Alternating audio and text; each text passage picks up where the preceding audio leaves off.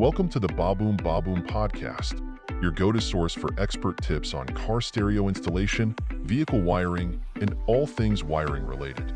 Whether you're a seasoned pro or just getting started, we've got the advice to help you power up your ride. Get ready to crank up the volume on your knowledge and make your next wiring project a success. All right, so you're working on your trailer, right? And you need to do some wiring. Uh-huh. You spot a roll of household wire just sitting there in your garage. Yeah. And you think, hey, couldn't I just use this for the trailer? It's all just wire, right? Right. So today we are diving deep into the question. Can you use household wire for trailer wiring? Okay. We're going to explore a source called Household Wire for Trailer Wiring, Pros and Cons, Right. and get to the bottom of this. To help me with this, we have an expert. So let's get right into it. Now, while both household wire and trailer wiring both carry electricity, Yeah. they're actually quite different. They are very different. Household wire is designed to be static. It's usually behind your walls and it's not moving. And it's typically solid core, which makes it less flexible. Right. But automotive wire needs to be able to withstand vibrations and bumps in the road. Oh, yeah, for sure, because you're out there driving around. And so that's why it has stranded cores, Okay. multiple thin wires twisted together to give it that flexibility. So basically, a trailer on a bumpy road is going to put a lot more stress on that wiring than, say, like a lamp that's plugged into the wall. Exactly. And then you start to factor in weather conditions and exposure to the elements, and also the fact that your trailer's running on DC power, whereas your house uses AC power. Okay, so there's quite a bit to think about here. Our source, Household Wire for Trailer Wiring, Pros and Cons, lists a few pros of using household wire. One of the most obvious ones, I imagine, is accessibility. Well, yeah, I mean, you can find household wire at any hardware store. Right. And it's possible that you have some just lying around. Yeah, exactly. And of course, everyone's thinking about budget, so there's the potential cost savings there. There are some cases where maybe it might temporarily work, like wiring interior lights in a camper that's permanently parked. Yeah, potentially. But even then, it's really not ideal. Okay, so not exactly a ringing endorsement there, even in that specific case. Right. But I'm guessing the downsides are more significant. Way more significant. Think about that lack of flexibility. If you're on a road trip and you hit a rough patch, that solid core household wire could snap. Oh, no. And you could lose your brake lights. Oh, wow. That's really scary, actually. At the worst possible moment. Yeah. And the problems go way beyond just broken wires. Okay. Insulation on household wire is also a major concern. It's not designed to handle constant exposure to sunlight, rain, and grime. Yeah, everything that your trailer wiring is going to face out there on the open road. Exactly. So we're talking about potential shorts, exposed wires. What kind of worst-case scenarios could that lead to? I mean, potentially a fire hazard. Really? Exposed wiring moisture, a bumpy road. I mean, that's pretty bad. That's a scary thought. Yeah. You mentioned DC power earlier.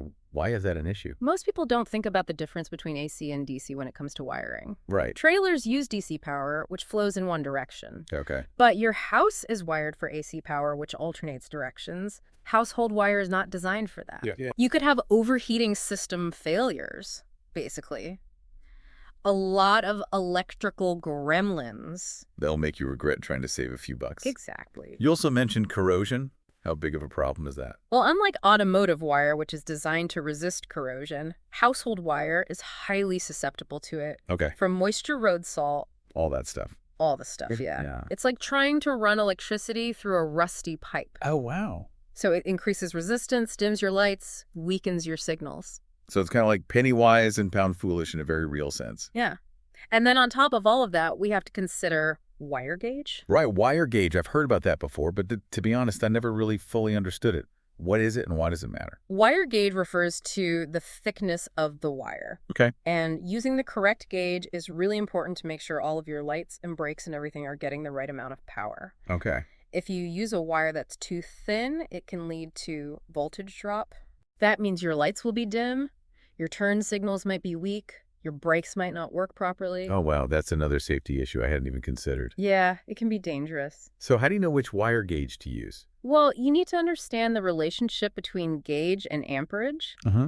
Lower gauge numbers mean thicker wires, which can handle more amperage. Okay. And different components on your trailer require different amounts of power. So something like electric brakes would need a thicker wire than, say, a small marker light. Exactly. Makes sense. Need top-quality electrical wire? Baboom's got you covered. Get your 6-pack today. Each combo comes in 6 different colors and a total of 600 feet of wire. Perfect for any project, and you won't find a better price in the industry. Head over to baboom.com now to snag yours. That's baboom.com.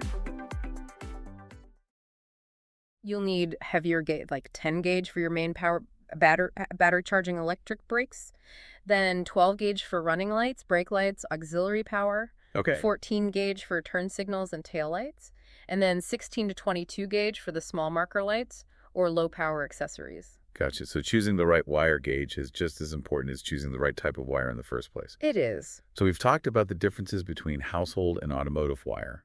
We debunked the myth of using household wire, and we highlighted the importance of wire gauge. But how do you actually wire a trailer safely and effectively? We'll explore those best practices when we come back. Okay, so we're back. And now that we know why we absolutely should not be using household wire for our trailers, Right. let's talk about how to do it right. Let's talk about best practices. Okay. Our source, Household Wire for Trailer Wiring. Pros and Cons recommends using high-quality CCA wire. CCA. Yeah, that stands for copper-clad aluminum. Okay. Now, a lot of people, when they hear aluminum, they think, well, copper's better, right? Right. But CCA wire offers a really good balance. So it's kind of like getting the conductivity of copper, but some of the cost benefits of aluminum. Exactly, and it's very durable, Okay. especially in the context of a trailer's electrical demands. So choosing the right wire is the first step, Right. but using it correctly is just as important. Yes, and our source really emphasizes the importance of using color-coded wires. Right. Now, this might seem obvious, but a lot of people try to cut corners here. I can imagine that trying to troubleshoot a mess of wires with no color coding would be a huge headache. Nightmare. Not only that, but it helps you avoid mistakes during the installation. Okay, so is there a specific color coding standard that people should be aware of? There are some generally accepted conventions. Like white is typically used for ground. Oh.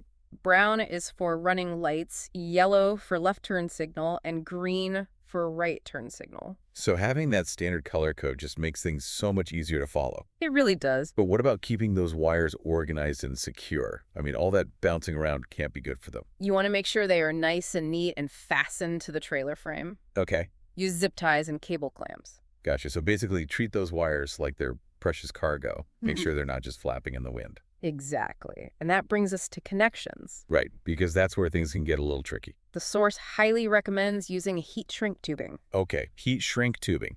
That's the stuff that you apply heat to and it shrinks down and creates a tight seal, right?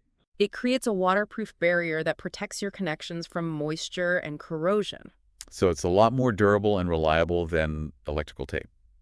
It is. So heat shrink tubing it is. But even with the best materials and techniques, how can you be absolutely sure that you've wired everything correctly? That's where the multimeter comes in. Ah, the multimeter. Yeah. Okay. Now I have to admit, multimeters kind of intimidate me. How are they used in this context? They're actually not that complicated. Okay. They allow you to test for continuity in your wiring. So you're basically using it to check if the electrical circuit is complete. You got it. Make sure all your connections are solid and that there are no breaks in the wires. Like double checking your work. Right. So we've covered choosing the right wire, color coding, securing the wiring, protecting those connections, and verifying it all with a multimeter. We have. Is there anything else we should keep in mind? Test the entire system. Oh, of course. You want to make sure that everything actually works before you hit the road. Yes. Hook up your trailer to your vehicle and test all the lights, the signals, the brakes, everything. Much better to find a problem in your driveway than when you're out on the highway. It's a lot safer that way. Okay, so let's recap those best practices one last time. Choose high-quality CCA wire.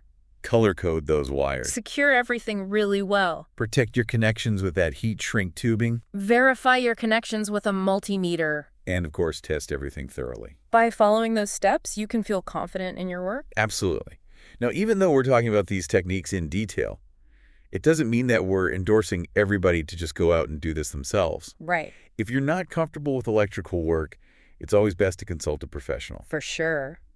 But for those who are ready to tackle this project, we'll be right back to wrap up this deep dive and leave you with some final food for thought. All right, so we've gone deep on this topic.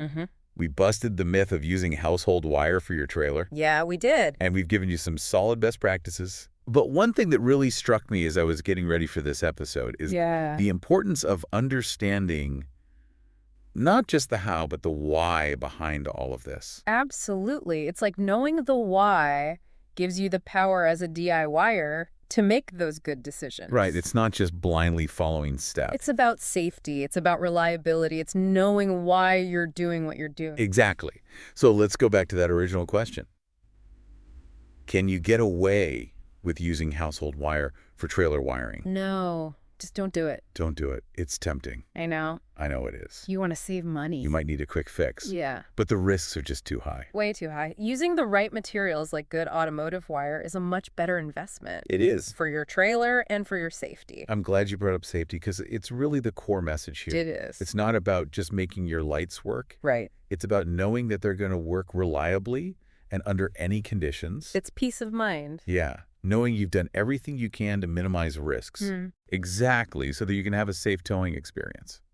So here's the question. Yeah. Would you rather do a quick fix and potentially compromise safety and reliability?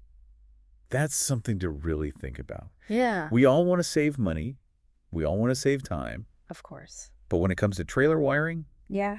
it's not the place to cut corners. It's really not. And even if you're a seasoned DIYer, there's always something new to learn. Absolutely. Technology changes, things change, and best practices change. Right? That's why you always want to seek out good information, stay up to date. Yeah, we'll be sure to include some links in the show notes. And never be afraid to reach out to the experts if you have any questions or doubts. Right, because knowledge is power. It is. Especially when it comes to DIY. Absolutely. Well, that's all the time we have for today. All right. Thanks for listening.